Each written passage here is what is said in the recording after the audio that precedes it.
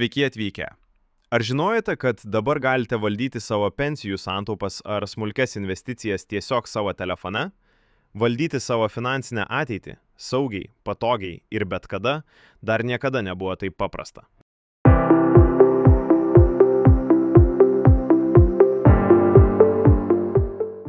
Naudodamiesi internetinę bankininkystę ir finansų programėlėmis galite peržiūrėti savo pensijų ar kaupimo sąskaitos likutį, atlikti savanoriškus įnašus, investuoti į mažos rizikos fondus ar taupimo planus ir visa tai neišeinant iš namų.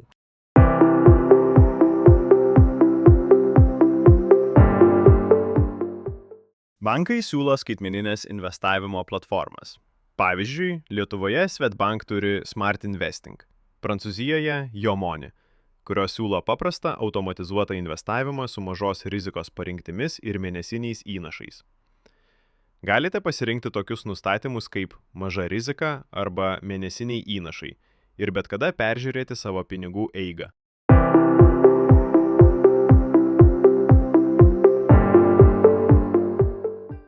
Ieškokite internetinių paslaugų pažymėtų kaip padedantiesiems ar lengvas startas.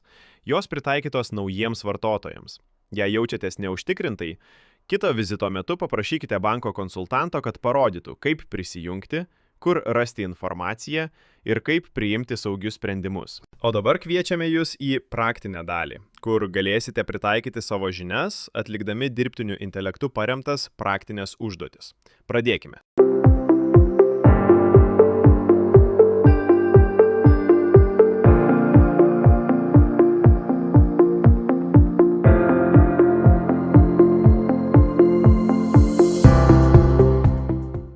Šis užsiėmimas baigtas.